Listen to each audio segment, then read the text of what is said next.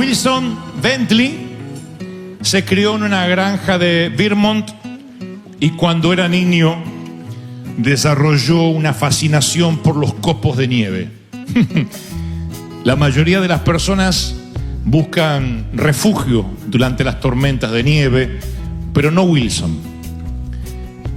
Él corría afuera cuando los copos empezaban a caer, los atrapaba y los colocaba en un terciopelo negro, los miraba bajo un microscopio y le tomaba fotografías a los copos antes que se derritieran.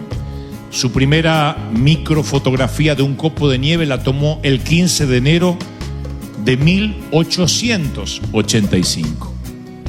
Escribe un libro y dice en esa obra: bajo el microscopio encontré que los copos de nieve eran milagros de belleza y parecía una pena que esa belleza no fuera vista y apreciada por los demás. Cada cristal era una obra maestra de diseño y ninguno era repetido. Cuando un copo de nieve se derretía, ese diseño se perdía para siempre. Tanta belleza se había ido sin dejar atrás ningún registro. Wilson persiguió su sueño por más de medio siglo y acumuló 5.381 fotografías que fueron publicadas en su obra magna Cristales de Nieve. Más tarde, Wilson tuvo una muerte muy apropiada a su vida, una muerte que resumió su vida, porque Wilson contrajo neumonía después de caminar 6 millas a través de una tormenta de nieve buscando copos o atrapando copos, y murió el 23 de diciembre de 1931. Así que cuando yo leía la historia, la recordaba porque yo la había leído hace unos años, dije que quería morir de esa manera, no de neumonía, sino que me gustaría muriendo haciendo lo que me gusta hacer, haciendo lo que Dios me llamó a hacer. Y si me mata lo que estoy haciendo para Dios, que así sea. Qué linda manera de irse, ¿no? Haciendo lo que Dios nos manda hacer.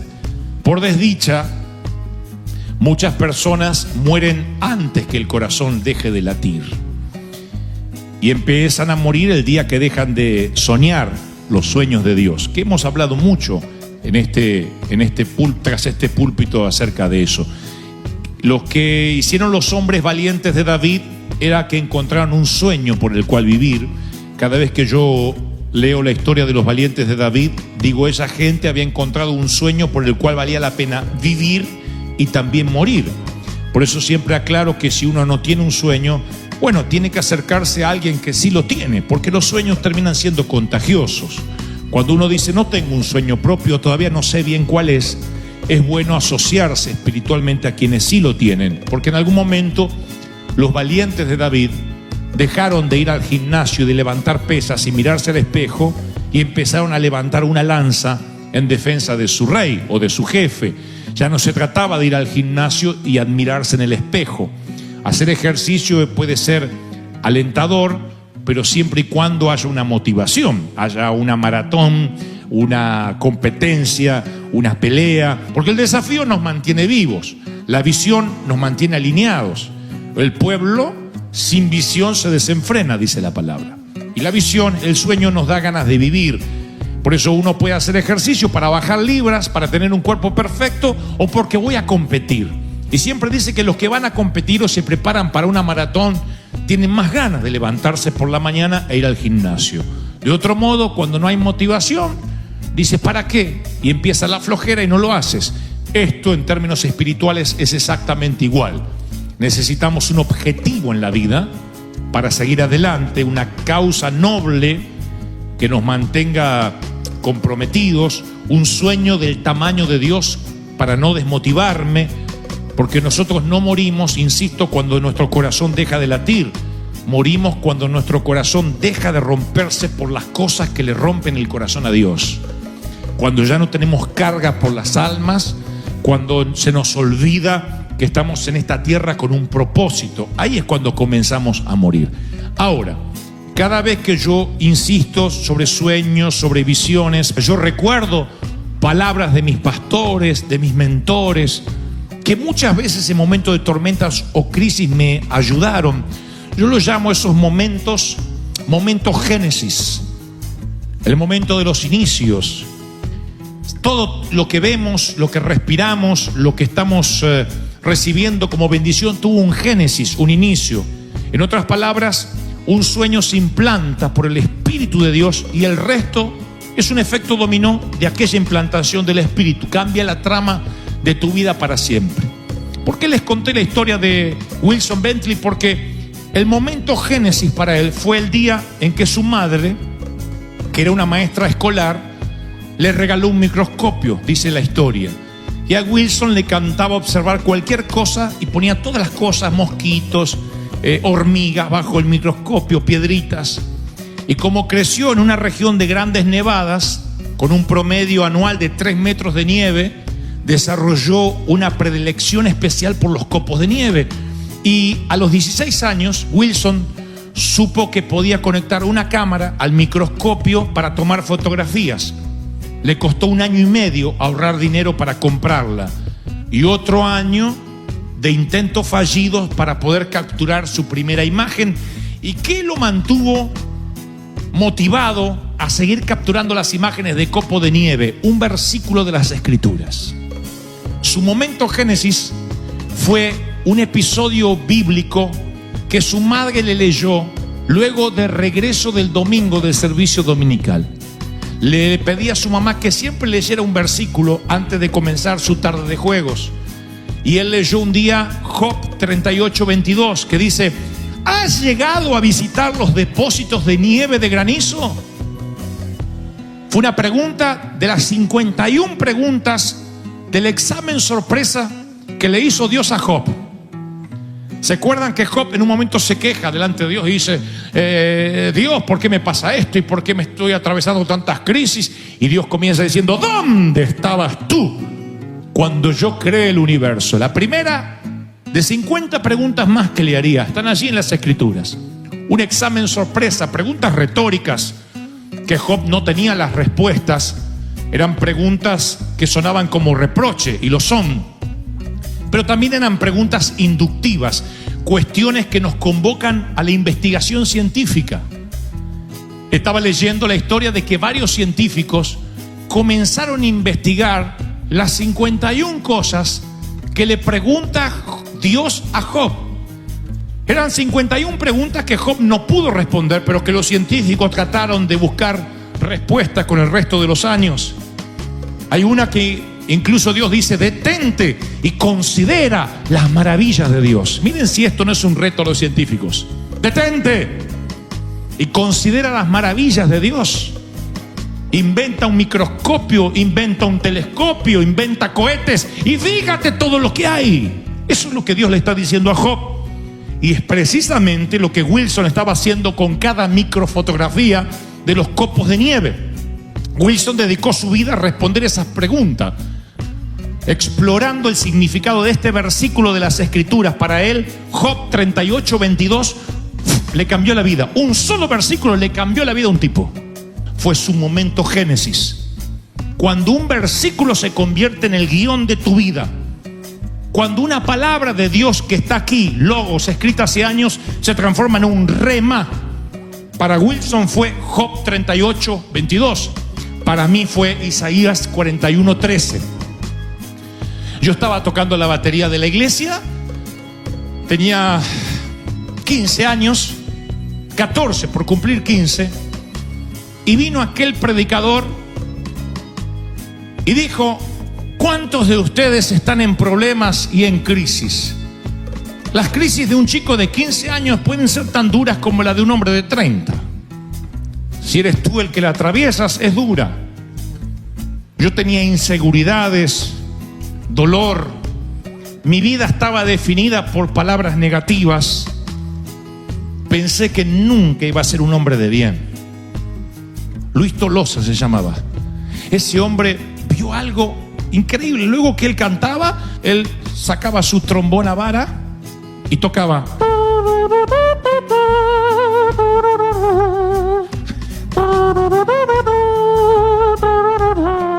Todos mirando así el trombón ungido.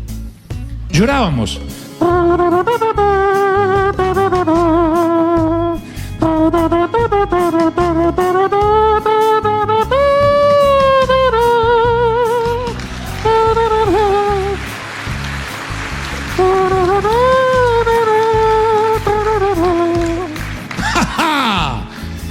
ese hombre clamaba, hablaba en lenguas y predicaba y ministraba.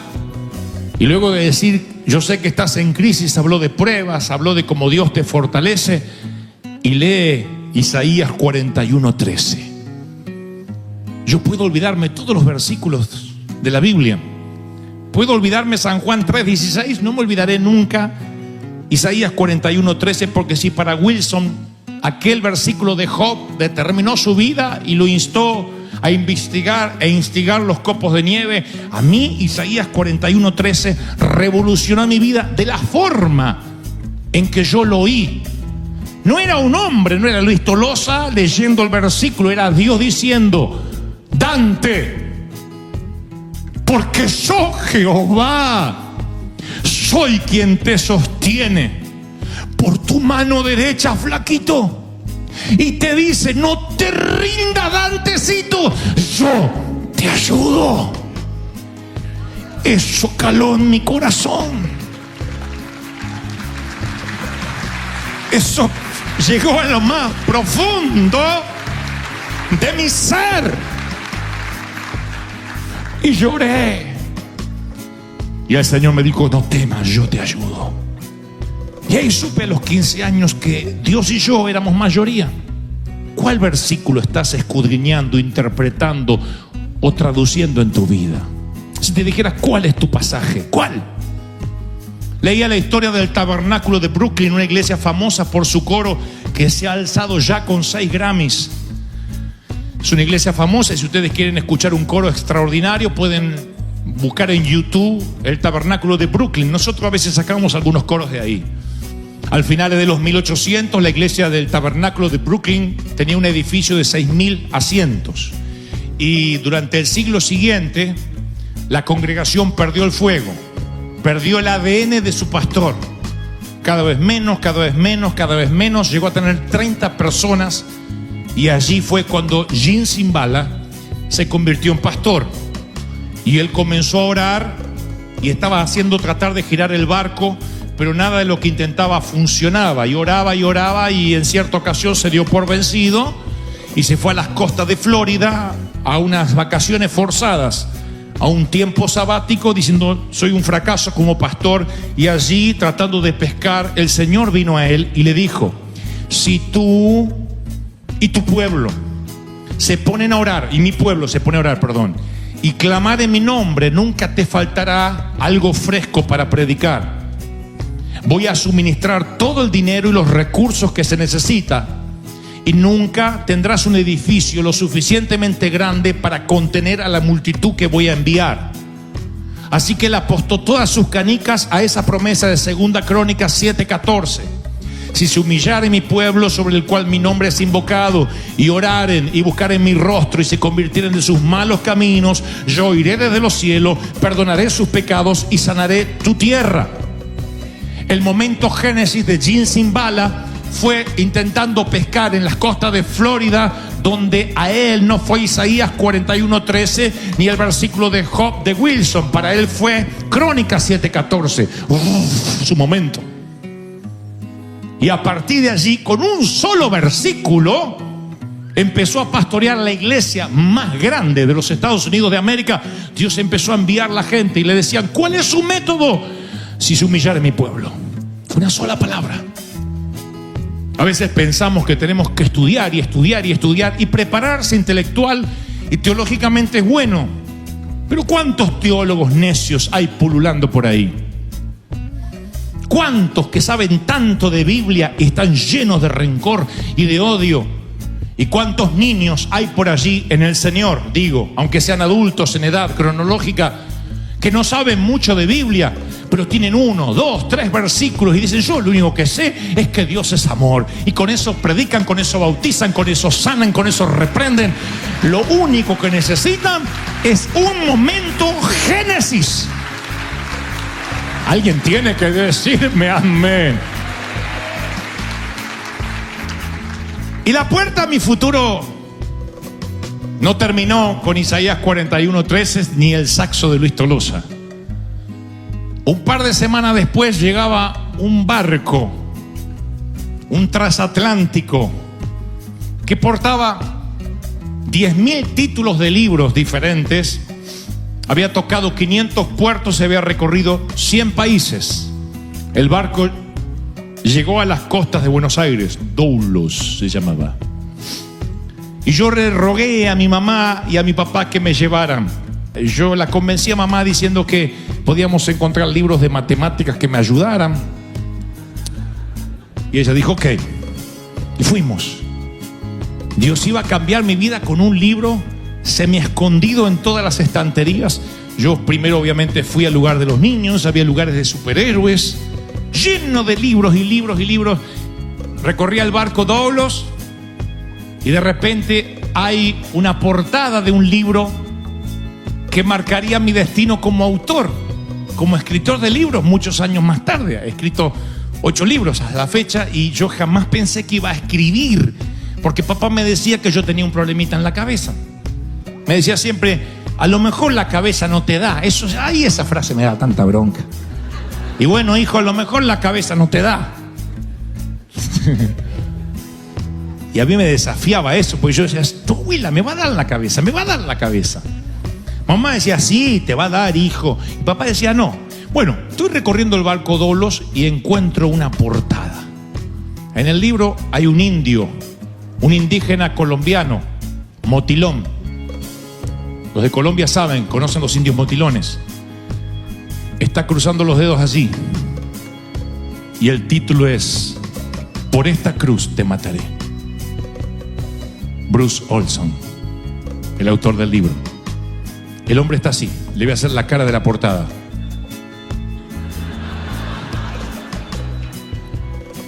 Muy feo es algo. Y bueno.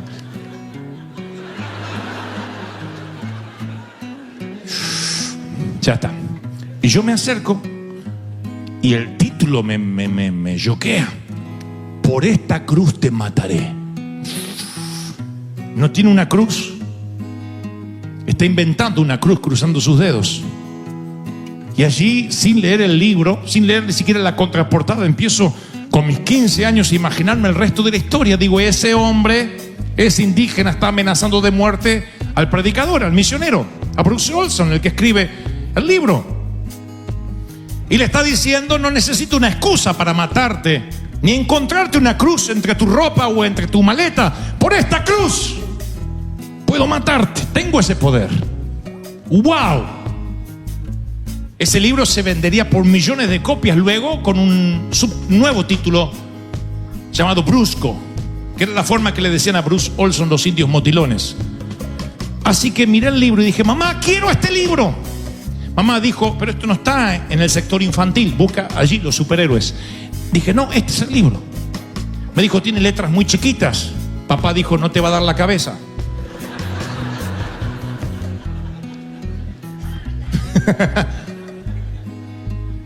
Y la puerta del futuro se abrió para mí. Ese libro lo leí en 2 noches. 2 noches, un chico de 15 años leyendo un libro así. 2 noches. Sembró una semilla en mi espíritu a 3 niveles de profundidad. Hablaba del evangelista, del misionero Bruce Olson, gringo, que llega entre los nativos de Colombia, los conocidos motilones, y durante semanas lo único que puede comer son gusanos. Le dan gusanos hervidos, gusanos vivos, gusanos crudos, gusanos empanizados, gusanos. Se los sirven en una hoja, en una planta. No puede predicar porque lo acusan que si le encuentran una sola cruz lo han de matar, y entonces empieza a escribir y escribe un libro y empieza a narrar historias de lo que está viviendo, historias fascinantes, historias extraordinarias. Lo que tuvo que pasar ese hombre es increíble. El continente no lo ayudó, quedó en medio de los motilones, las pestes arrasaban con cientos de vidas y él estaba allí escribiendo, y mientras que él escribía, yo sin querer estaba aprendiendo a escribir, a redactar, a contar historias, a no redondear, a no repetir frases, Dios estaba formándome como un orador, como un predicador, en una cama, en una pequeña casa, en un verano de allá, cuando tenía 15 años, con un libro de alguien que lo escribió sin pensar que iba a afectar colateralmente a este flaquito que alguna vez le dijeron: yo sé que estás en crisis, me lo dicen tus ojos, porque yo, Jehová, soy tu Dios, quien te sostiene de la mano derecha y te dice: no temas, yo te ayudo. ¡Wow!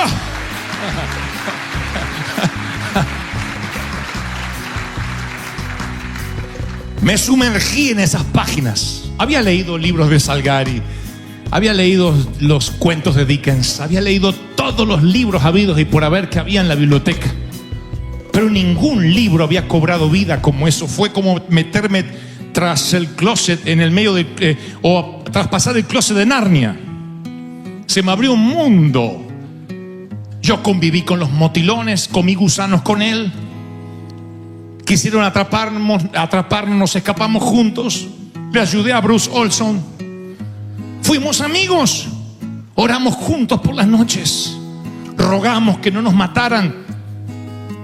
Y se nos tembló la piel, se nos erizó la piel y nos corrió un frío por la espina dorsal cuando a la mañana siguiente uno de los caciques motilones empezó a buscar una cruz en nuestra tienda. No la encontró. Él me dijo: Dante, ocúltate, no había cruces. Y entonces dijo: por esta cruz te mataré. Oh, yo dije: ay, no puedo esperar hasta el próximo capítulo. Claro que Bruce nunca me conoció, pero yo estuve en su libro. Yo caminé con él, yo lo viví. Y Dios empezó a hablarme de una manera no convencional. Ya no necesito un hombre portando un trombón, no necesito un predicador. Dios habló en la quietud de mi habitación. Vine a adorar a Dios y dediqué mi vida a servir al Señor. Dije: Señor, te quiero servir. No sé si algún día podré hacerlo como Bruce Olson. Algún día fantaseé en hacer una película para interpretar a ese hombre. Y dije: no sé si algún día puedo hacerlo, pero quiero servirte. ¿Qué fue lo que pasó? Hoy recordaba muy temprano por la mañana aquel libro. Ya, por cierto, no lo tengo. Y recordaba aquel libro y dije: ¿qué fue lo que pasó? Y el Espíritu Santo me dijo: oigan, te lo voy a regalar por la misma ofrenda y a los mismos que no pusieron ofrenda hoy. El Señor me dijo: el rema, la palabra que se hace carne en ti, no solo puede venir de las Escrituras, sino que yo puedo hablarte con lo que quiera. Dios puede hablarte y redireccionar tu vida con un versículo bíblico o con un copo de nieve. Si prestas atención, si abres los ojos, si algún día miras las montañas de California, no sean que haya una revelación que te estás perdiendo, algo que Dios te quiere hablar. Para eso tienes que mantenerte atento, estar a 2 centímetros del piso, porque no sabes cuándo Dios te va a hablar. No sabes cuándo un hombre que porta un trombón puede mirarte a los ojos por primera vez.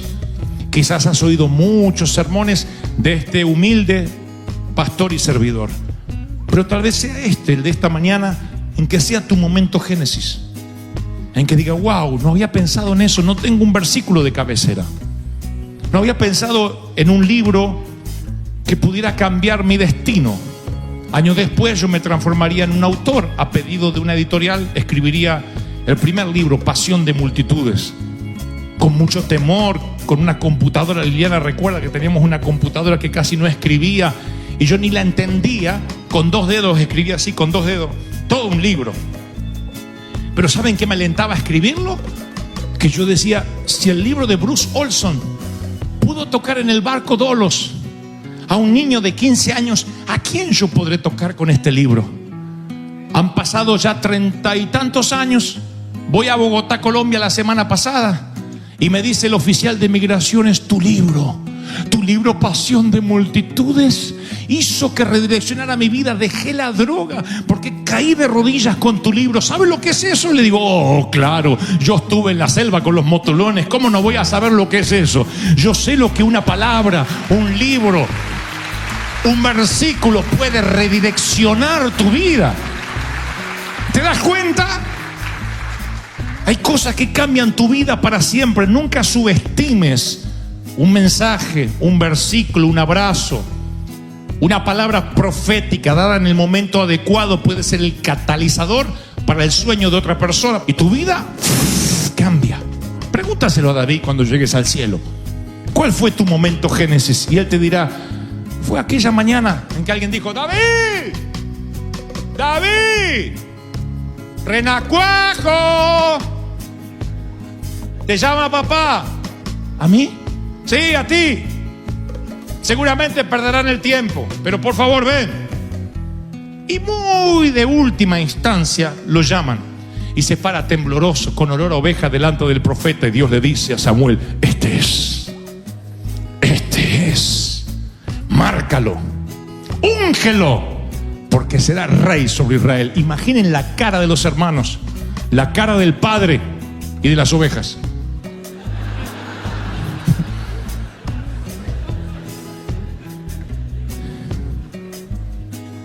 Y su vida cambiará para siempre. ¿Quieren que les cuente qué pasó luego que el trombonista Luis Tolosa miró a mis ojos? Contaré lo que nunca conté. Yo terminé de tocar la batería y él se enojó conmigo. Dijo, tocas horrible.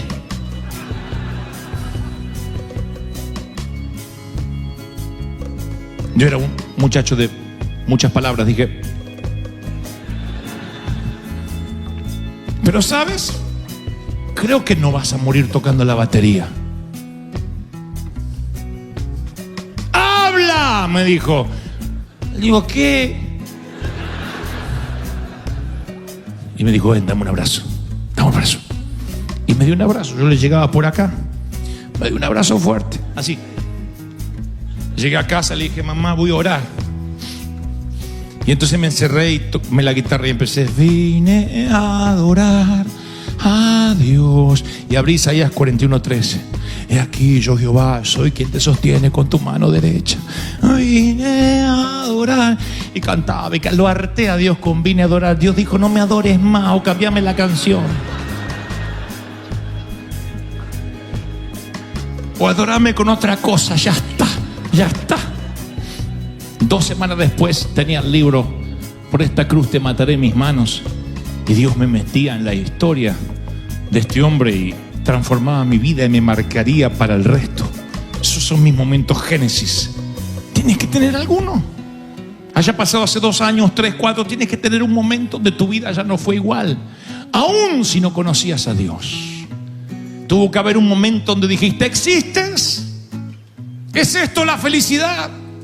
¿Cuál fue la pregunta que determinó el resto de lo que luego te iba a ocurrir? A personas como Wilson, un versículo en Job hacen que se dedique toda la vida a la investigación científica de copos de nieve.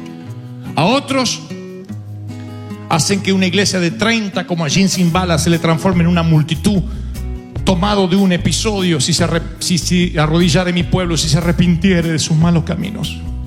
A otros Isaías 41:13 nos trajo hasta aquí, mal o bien, con errores y con virtudes. Pero hoy, si no tienes tu momento Génesis y dices, no puedo recordar ninguno, no sé, Dante, no me viene ninguno. Bueno, lo bueno es que estamos reunidos aquí y hoy podría ser tu momento Génesis y hoy te vamos a profetizar alguna palabra, te la vas a llevar en el corazón y te prometo que tu vida va a cambiar tal como la conoces. Dice el Señor, te trajo aquí para hablarte. ¿Están listos para saltar del asiento, ponerse en pie y decirle, yo quiero hoy que mi vida cambie tal como la conocí hasta ahora? ¿Están listos?